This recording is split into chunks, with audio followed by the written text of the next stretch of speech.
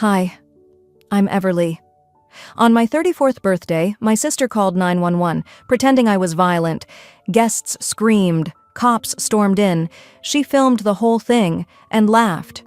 2 nights later, my house was on fire. The worst part? My parents told me to apologize. Don't make things worse, they said. So I stayed silent. But what I uncovered after burned louder than the flames ever could. Before we begin, what time are you listening to this? And where from? Drop a comment below, because this story, it's not just mine. It might be yours too. I should have known better, but it was my birthday. Turning 34 wasn't something I wanted to celebrate, not really, but after years of turning down invites, ignoring voicemails, and politely excusing myself from family things, I said yes. I let my parents throw a small gathering, nothing fancy, just a rental backyard setup in Scottsdale, Arizona, with folding chairs and a modest cake. I thought maybe they were trying. Maybe this time would be different. I even put on that soft blue blouse Marlene once said made me look less tired. The sun dipped low as I arrived. The house, tucked in an upscale neighborhood with string lights swaying over a gravel patio, looked deceptively peaceful. But the minute I stepped inside the backyard gate, I felt it.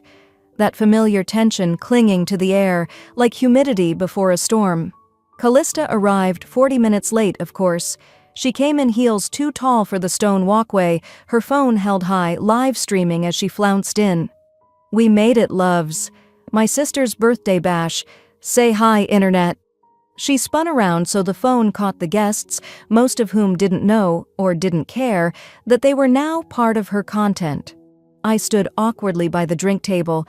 She hadn't looked at me once. Callista was wearing a cream-wrap dress that clung in all the right places, her hair curled to perfection.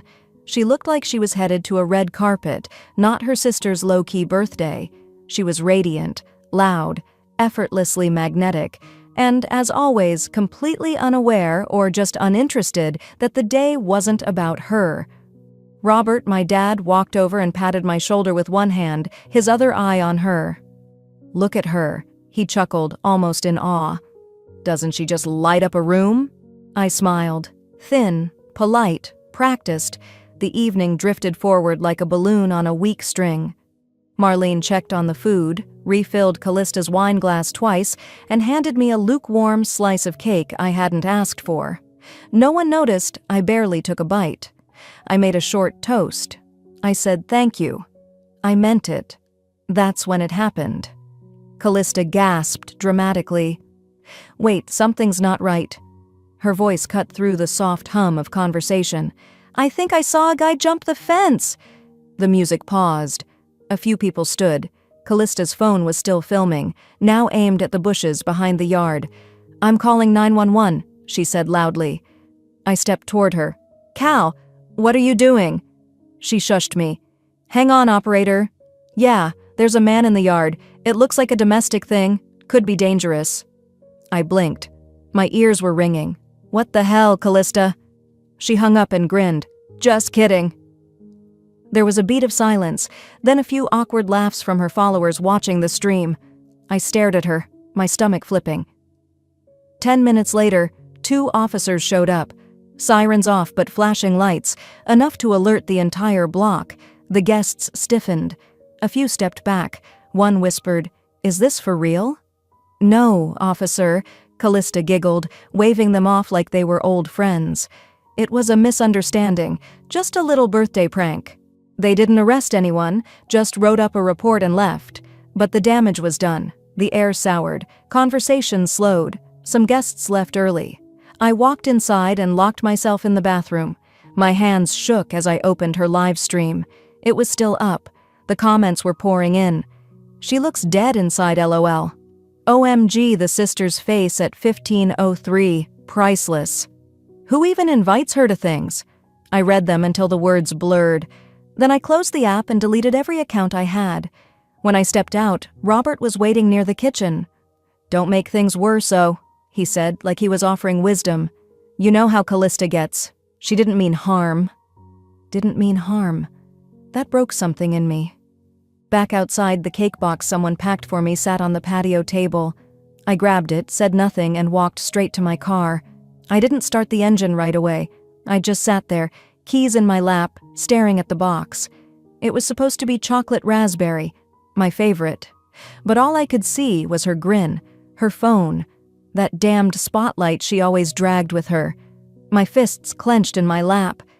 "They always protect her," I whispered. And suddenly I wasn't sad anymore. I was something else. I sat in the car for what felt like a lifetime after that night, hands still clenched, the cake box cold beside me. I didn't cry. I didn't scream. I just drove home with the windows down, hoping the night air would carry the heaviness away. It didn't. 2 nights later, I woke up choking. Smoke. Thick. Chemical. My throat seized before my eyes even registered the haze filling the room. I shot up, disoriented, the sheets tangled around my legs. The fire alarm was screaming above my bed, flashing red like a warning I was too late to heed. I stumbled off the mattress barefoot, coughing hard, one hand covering my mouth, the other reaching in the dark for my phone. The air was growing hotter by the second.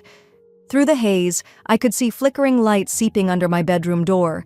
I dialed 911 with shaking fingers. "Fire!" I gasped. "I think it's in the kitchen. I'm trying to get out." Toby, my terrier, barked wildly from the hallway. I followed the sound, grabbing his leash off the hook as I passed. The hallway was a tunnel of smoke and shadow, but I pushed forward. I had to. My front door felt miles away, but somehow we made it. The moment I hit the porch, a gust of cooler air hit my face. I collapsed to my knees, coughing, one hand gripping Toby's leash, the other bracing myself on the stone step. He circled me, frantic but unharmed. The neighbors came out fast. Porch lights clicked on one by one like dominoes falling. I heard someone call my name, but my ears rang too loud to answer. Then sirens. Red and blue lights danced across the driveway as the fire truck pulled in. I remember a blanket being draped over my shoulders, a water bottle pressed into my hand. I didn't drink it. The flames hadn't devoured the whole house.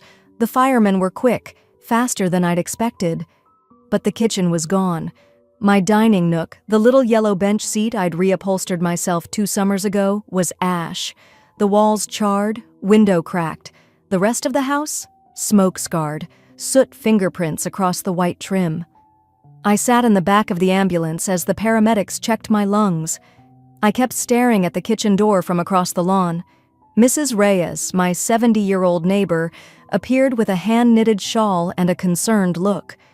She bent down, whispering gently, "Mija, I saw someone around midnight. In your backyard."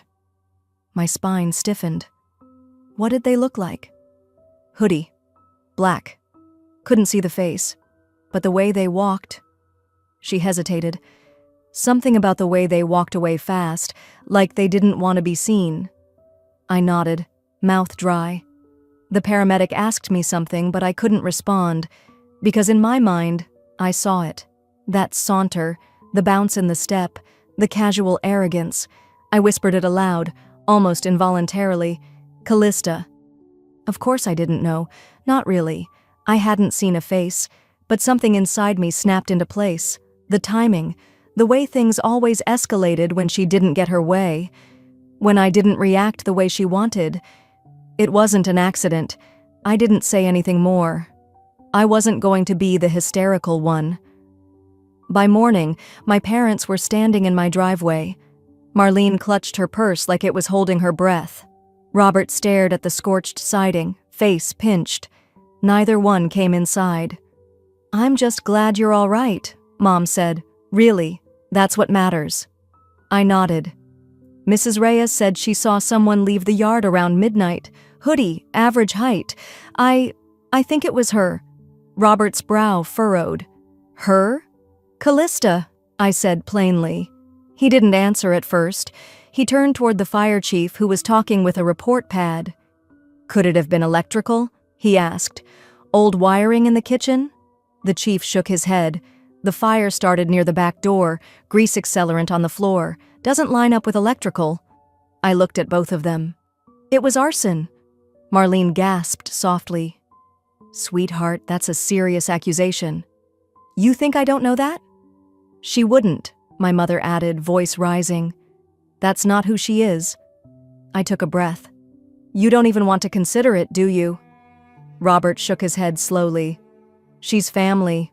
Let's not go blaming anyone without proof. There it was. Again.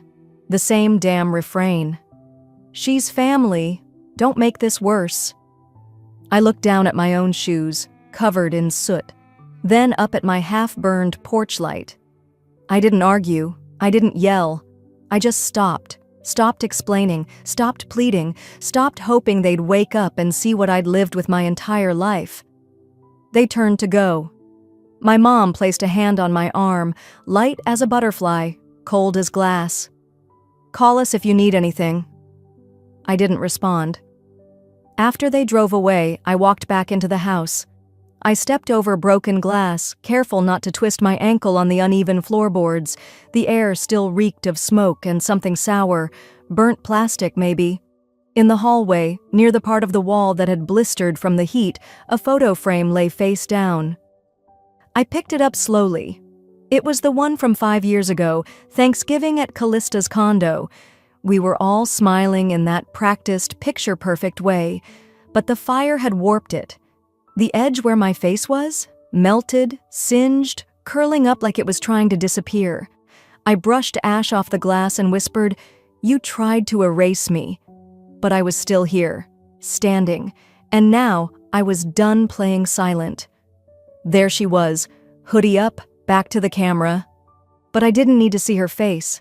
I knew that posture, the way her shoulders hunched slightly forward when she thought no one was watching. The bounce in her step that used to drive our ballet teacher mad. Even the slight hesitation, like she expected someone to stop her but knew they wouldn't. It was Callista. I was sitting on the edge of the couch, blanket wrapped around my legs, laptop balanced on my thighs. My lungs still felt raw from the smoke, but I couldn't wait any longer. The fire investigators had left hours ago. They told me they'd be looking into things and to stay available for follow-up. But I'd lived too long in a house where follow-up meant forget it ever happened. So I took matters into my own hands. I clicked back through the footage, frame by frame. The motion sensor on the backyard camera had activated just after 12:18 a.m. The figure appeared in the corner of the screen like a ghost, emerging from the shadows between the fence and the neighbor's hedge. Black hoodie, tight jeans, sneakers with the heels slightly worn down on the left side. The timestamp matched the fire department's estimate almost to the minute. I watched her toss something through my kitchen window, some kind of bottle wrapped in cloth, probably. A flash followed, quick and contained. Then she ran. Not fast, not like she was afraid, but with purpose. And then, at the edge of the yard, she turned. Just enough. There was no sound. But the angle caught her profile, the tight jaw, the high cheekbones, the slight smirk she wore when she thought she'd won. It lasted less than a second, but that second cracked something open in me. I paused the video, then zoomed in. Screenshot. Again. Again. I took notes, labeled folders, created backups. I wasn't crazy. A few years ago, Callista and I both applied for the same regional director role at a nonprofit we'd volunteered at since college. I got the offer. She got the rejection. She told me at Thanksgiving that year, with a champagne flute in one hand and a brittle smile on her face, that she hoped I enjoyed my little crown because one day I'd watch it burn. We'd all laughed, nervously. But now, it didn't feel like a joke. I debated calling the police, reporting it officially. But I knew how that would go. Dad's business contacts in the city ran deep. He'd always said problems in the family should stay in the family, and anything outside that circle? Well, those calls had a way of getting rerouted or dropped entirely.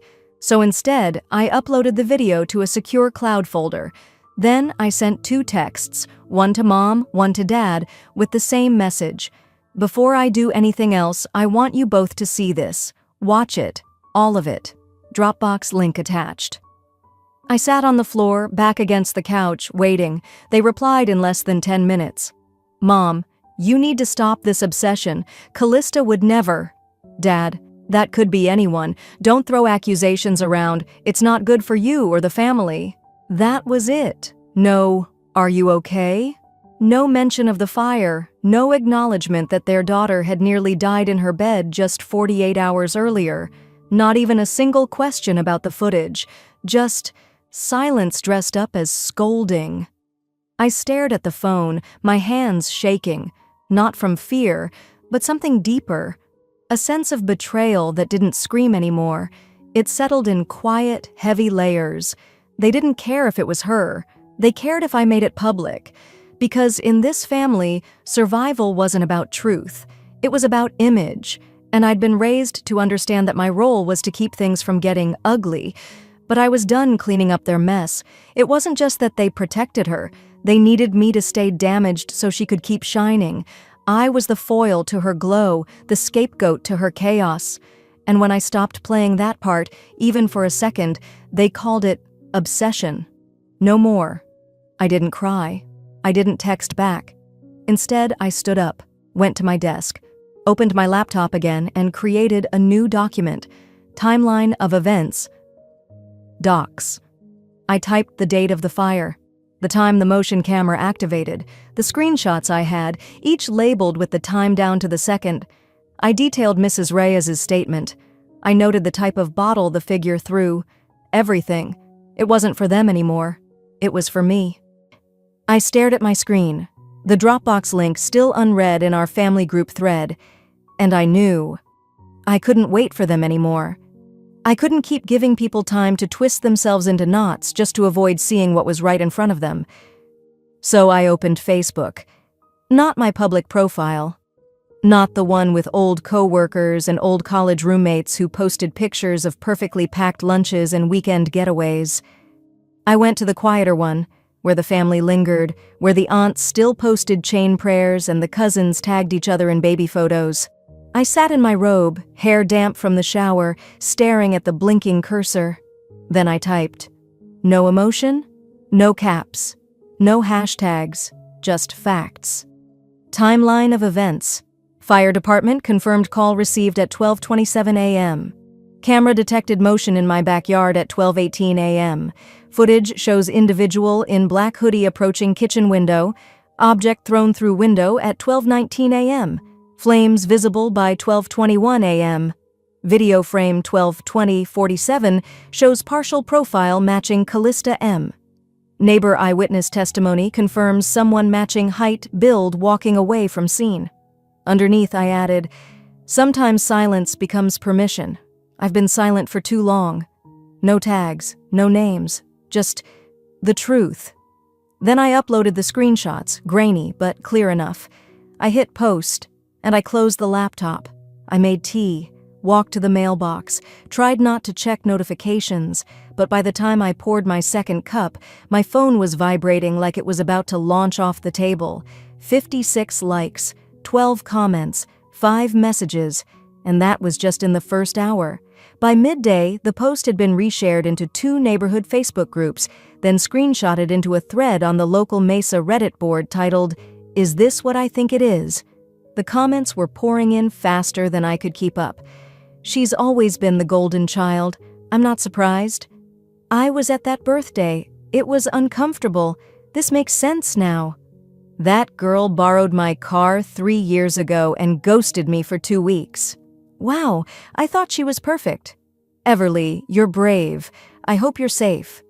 I sat in silence, eyes scanning the flood of words, some from strangers, some from people I hadn't heard from in a decade. Some came from family, quiet cousins who had always stayed neutral. This explains so much. I'm sorry, oh. I never said anything, but I saw things growing up too. Part of me felt like I could breathe again. And yet, something inside tightened. Was this too much? Had I crossed a line? Then the ping came. Callista. She didn't reply to the post, didn't comment. She went to Instagram instead, where her curated life unfolded in filtered pinks and soft lighting. Her post? A burning candle lit in a dim room, captioned simply, "Sometimes people twist the truth when they're hurting. Pray for them. And in the comments, sending you love, girl. People always try to tear down those who shine too bright. You don't have to say anything. The truth speaks for itself. She was turning it around, not with anger, with aesthetic, with passive-aggressive lighting and faux vulnerability. She was making herself the victim. I didn't respond. I didn't repost. I didn't comment. Instead, I set up my tripod. My kitchen still smelled faintly of smoke. I walked into the blackened corner of the room where the cabinets were blistered and the walls were warped. I hit record. No makeup, no angles, just me and what was left of the place I'd called home. I looked straight into the camera. "My name is Everly," I said. "I'm not suing anyone. I'm not naming names. I'm not asking for sympathy." I turned slightly, showing the scorch marks behind me. I'm standing in front of my kitchen, what used to be my kitchen. A pause. "I'm not angry anymore. I'm done pretending. This is what happened. These walls speak louder than I ever could." Then I clicked upload. I didn't expect it to go viral. I didn't care if it did. But within hours, local community pages picked it up. Then a small local news station asked if they could use the clip. My inbox lit up again. But this time, it wasn't just messages. It was stories. People I'd never met shared things about their own sisters, their own mothers, the times they'd been gaslit into silence. It wasn't just about me anymore. Late that night, I was scrolling through the latest comments when one stood out. "Your silence used to protect them. Now your voice is protecting yourself." I let the words settle. Then I closed my laptop. I didn't cry. I didn't smile. I just whispered, "Finally." 3 quiet mornings passed. No more calls. No new posts. I even started to believe maybe, just maybe, Callista had run out of ways to strike back. Then came the knock at the door. It wasn't aggressive, just 2 sharp taps. I was folding laundry on the couch, TV on low, still wearing the same t-shirt from the night before. I opened the door and found a man in a gray polo holding a thin envelope. No badge, no delivery uniform, just a clipboard and a polite nod. "Delivery for Everly Hartwell?" I took the envelope. "Have a good day, ma'am," he said, already turning back to his car. I closed the door slowly and stared at what was in my hands. Legal stationery. Her name printed top right, Callista M. Hartwell, followed by the name of a local attorney I didn't recognize. My hands began to sweat. I sat down without even meaning to. I peeled it open. 3 pages, all neatly formatted. Cease and desist. It accused me of public defamation, online harassment, and causing emotional and professional harm. I was ordered to remove my posts immediately or face legal action. The phrasing was sharp, sterile, and, ironically, threatening. I read it again, then again. By the 4th read, I couldn't feel my fingers anymore. All I could think was, she actually hired someone to make me afraid. The letter didn't deny the fire. It didn't dispute the footage. It didn't even offer her side of the story. It simply threatened me. If I didn't take it all down, they'd pursue damages to the fullest extent permitted by Arizona civil law. I sat there, letter trembling in my lap, heart thudding somewhere between fear and rage. I didn't sleep that night. I tried. I really tried. But every time I closed my eyes, I saw my kitchen lit up with flames again. And now I saw a courtroom, too. A judge, a gavel, and me being dragged across the floor all over again. The next morning, I drove across town to the small law office where Uncle Jared had referred me years ago when I was switching jobs. It was barely 9 a.m., and I hadn't touched food in 20 hours. My attorney, Daniel Kerrigan, looked at the pages in silence. He flipped through slowly, his expression unreadable. Finally, he looked up at me. "There's nothing here," he said gently. "No standing. This is bluff. It's bullying wrapped in stationery." I opened my mouth to respond, but no words came. Just a long exhale that felt like it carried every ounce of the past week with it. "She wants me scared," I murmured. He nodded. "And if she couldn't do it with fire or lies, she's trying paperwork." I thanked him and left. I didn't even remember the drive home. I dropped my purse by the door and walked straight to the couch. I laid down, arms crossed over my chest, eyes fixed on the ceiling fan spinning above me. I didn't move for what felt like hours. When the phone rang that evening, I didn't even check the caller ID. I knew the voice before it said a word. "Everly, it's Dad." His tone was flat, not cold, but carefully measured, like someone talking through a locked door. "I just wanted you to know. Callista's hurting too." I didn't answer. "She says you've gone too far, that this is turning into something public and vindictive." "She set my kitchen on fire," I whispered. There was a pause. "Look, we don't want this turning into some family war. We just want things to calm down." "She hired a lawyer, Dad. She's protecting herself." I hung up. No shouting, no tears. Just the kind of stillness that happens when the storm has already passed, but the ground hasn't stopped shaking yet. That night, I didn't post anything new. I didn't rant or respond or write a public letter. I went back to my original post, the one with the footage, the facts, and added one line at the bottom. "Legal letters don't erase video footage, and neither does silence." I clicked Save Changes, and something unexpected happened. That line caught on. Within 2 days, it had been screenshotted, reposted, and turned into a hashtag in several community forums. The Silence is Not Peace people began using it under their own stories. Abuse survivors, whistleblowers, people who'd kept secrets to keep families intact while they fell apart inside. It wasn't just about me anymore. Later that week, while walking down the hallway past the family photo wall, I noticed the gap again. The frame that used to hold a picture of all of us, arms linked, fake smiles and matching sweaters. I paused. Then I turned, opened a drawer in my side table, and pulled out a photo I'd printed after that video went viral. It was me, standing in front of the charred cabinets, back straight, hands calm at my side. I placed it in the empty frame. I stepped back. It didn't match the others, not in tone or color, but it felt honest. I wasn't trying to fit anymore. I didn't want an apology. I wanted truth to breathe. That night, for the first time since the fire, I slept. Not deeply, not long, but peacefully. I was halfway through folding a load of towels when I heard it, the kind of knock that doesn't wait for permission. Hard, fast, angry, thud, thud, thud. I looked up from the laundry pile, heart stalling. For a second, I thought maybe it was a delivery. But then came the voice, muffled through the front door but unmistakable in tone. "Open the door, Everly, I'm not playing." Callista. The last time I heard her voice that close, it was at my birthday party, laughing through a live stream while officers questioned me in front of my guests. I moved slowly to the door, stopping just before reaching it. Through the peephole I saw her, hair wild, eyeliner smudged like she hadn't slept, wearing a hoodie that hung off her shoulders like a cape of chaos. "Open the damn door! Now!" she shouted again, pounding harder. A neighbor across the street had come out onto their porch, coffee in hand. Another peeked through blinds. The whole block didn't need a flyer to know drama had arrived. I unlatched the chain and cracked the door, just wide enough for my voice to pass through. "What do you want?" She tried to shove it open, but I leaned into the frame, holding my ground. "We need to talk, now," she hissed. I didn't move.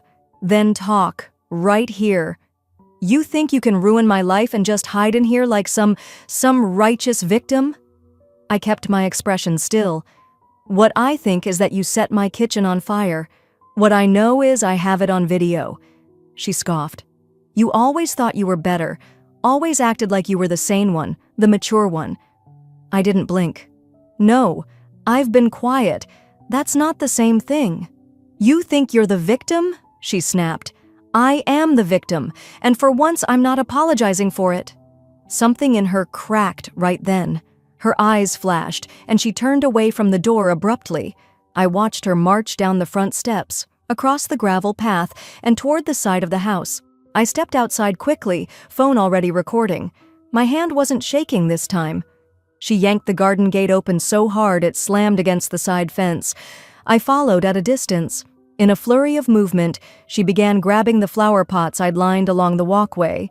Gifts from Mrs. Reyes, some I'd painted with my niece last year, and hurled them one by one onto the patio. Shards of ceramic flew across the flagstones. "Callista!" I yelled, but she wasn't listening. Then she turned to the porch. The old wind chime, glass and metal and delicate, that our mom had given me when I bought the house. It was the only family gift I hadn't packed away or burned. She reached up and yanked it down. It shattered against the concrete like it had never been whole. I took a deep breath and called the police, not out of revenge, not even out of fear, just to mark the moment, to document it officially. When they arrived 10 minutes later, she was pacing near the mailbox, arms folded, face red with rage. "This is my sister," she shouted as they approached. "She's just trying to make me look crazy." The officer's expression didn't change. "Ma'am, we're not here to judge, but your actions caused property damage and disturbed the peace. We're issuing a citation. You'll need to appear in court." "I swear you're going to regret this, oh," she screamed as they walked her toward the squad car, not arrested, but forced to sit while they wrote the report. I watched from the porch, arms crossed, heart like stone. I didn't flinch when they left. Later that night, my phone rang again. I let it ring twice before answering. "Everly," my mother's voice, tired, edged. "Why didn't you just talk to her? You called the cops on your sister." I closed my eyes. "Because she's not just my sister. She's a threat, and I'm done pretending she's not." She exhaled, long and sharp. "You two are tearing this family apart." "No," I said. "You let her do that years ago. I'm just not cleaning up the pieces anymore." I hung up without waiting for a reply. No shouting, no dramatics, just a clean break, a quiet kind of severing. That night, I plugged in my external hard drive and started backing up every file, photos, videos, posts, letters, emails, everything tied to this unraveling, just in case. The next morning, I stepped outside to sweep up the mess on the porch. The broken wind chime lay in pieces. I picked up a few shards and ran my fingers over them. No sound. Just silence. And somehow that said everything. The knock on my porch hadn't even faded from memory when her next move hit the internet like a wildfire sparked in dry brush. I was finishing up a spreadsheet in the kitchen, trying, unsuccessfully, to keep life normal, when a friend from high school messaged me, "Hey, have you seen this post going around? Someone's dragging you and it looks serious." My stomach clenched before I even opened the link. There it was. A burner account, but the tone was unmistakably Callista's. The post was a collage of weaponized fragments, old medical paperwork, half-redacted screenshots from therapy notes, and a photo of me 10 years ago, pale and dazed in a hospital gown after a panic attack. I had never shared that photo with anyone, not even family. The caption, "Some people have patterns, just connect the dots." No names, but plenty of nods. Enough that anyone in our circle could draw the lines she wanted drawn. I sat frozen. My hands hovered above the keyboard, useless. My breath came shallow, irregular. The post had already been shared 67 times. The comments were a swirling mess of speculation, pity, and casual cruelty. Didn't she burn her own house down? She always seemed off, too quiet. I knew her sister, said she had episodes. It wasn't shame I felt. It was fury, and something colder, something that hummed like a current beneath my skin. This was what she'd been planning. Not an apology, not a conversation, an execution. And then, as if the universe couldn't bear it another second, something broke through. A new video popped up in a private local forum.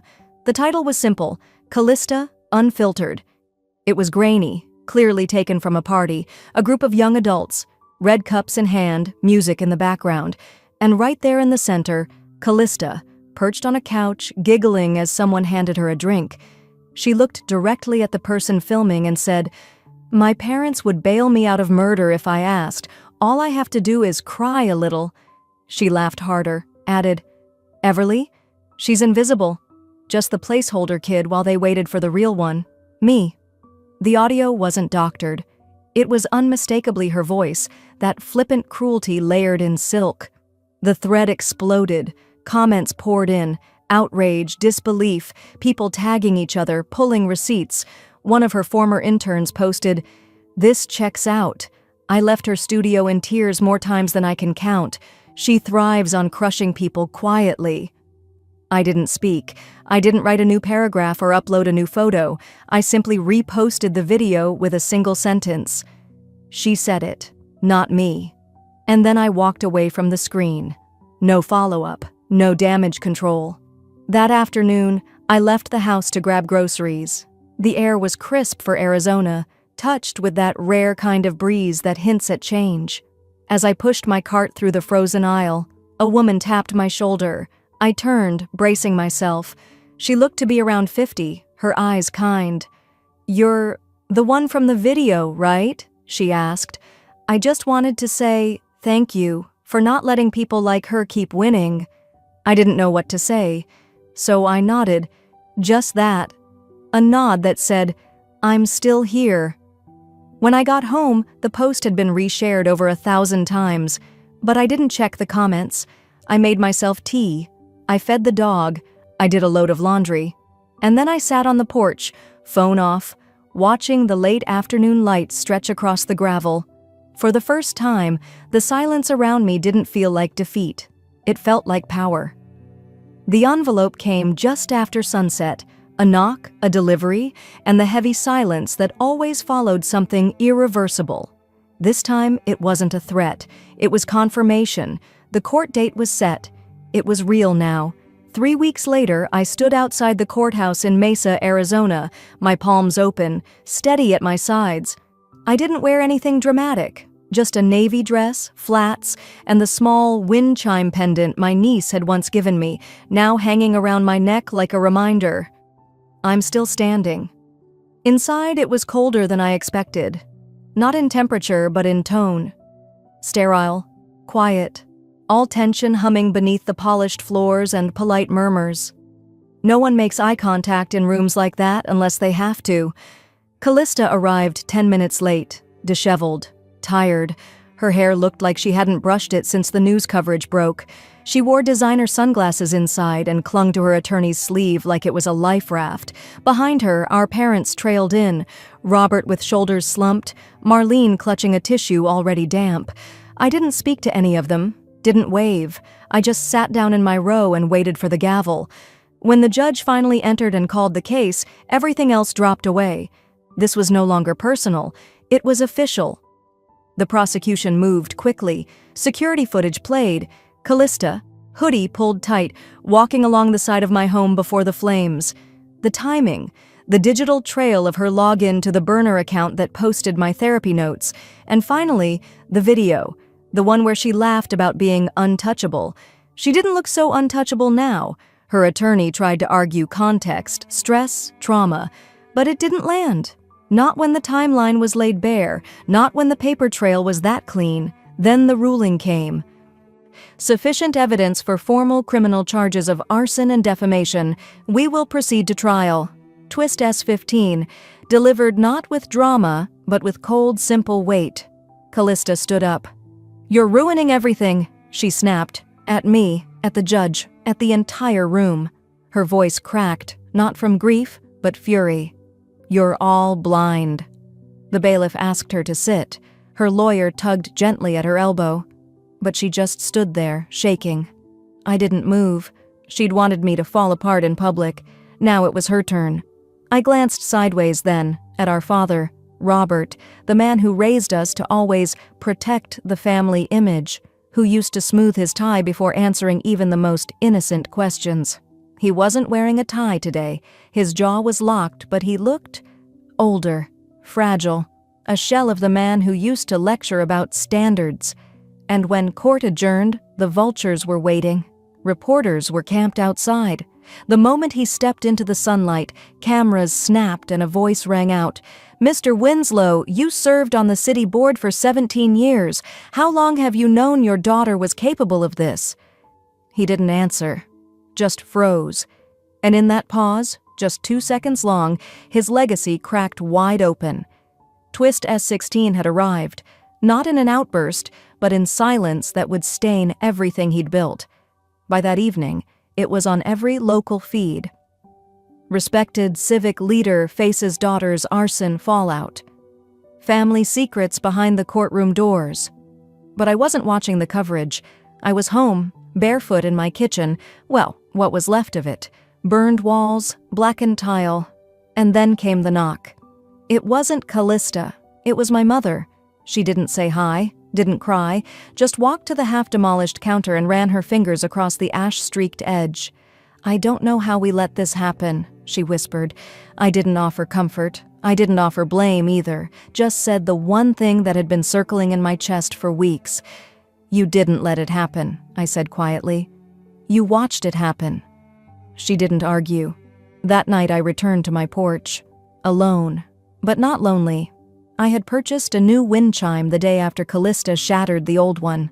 I hung it from the same rusty hook. The breeze caught it gently, a soft metallic ring humming into the air. Etched in small cursive on the bottom, "Still here."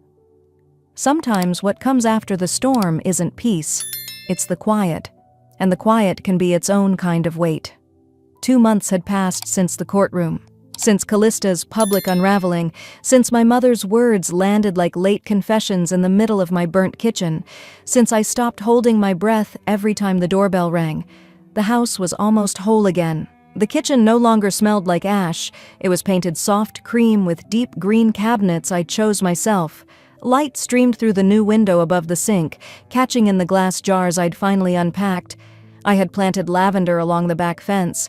It was blooming now.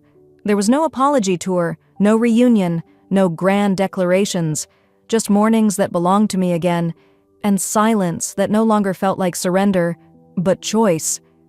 On a Thursday afternoon, I was sorting through the mail when I found it. A cream envelope, handwritten, the letters uneven and familiar. It was from my mother. I didn't open it right away. I left it on the counter for a full day. Then, after finishing my tea the next morning, I sat down and slid a knife through the flap. Inside, a single page, no preamble. "I don't know how we didn't see you," she wrote. "I know it's late, maybe too late, but I see you now. I'm sorry for letting the noise around Callista drown you out for so long." There was no request for forgiveness, no invitation to talk, just a soft admission, one I'd begged for my whole life.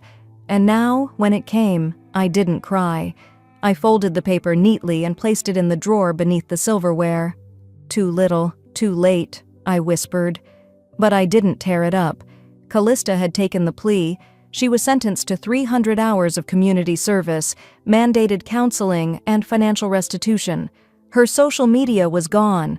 Her name was a whisper now, not a headline. And still, no gloating, no bitterness, not anymore. I didn't need her downfall.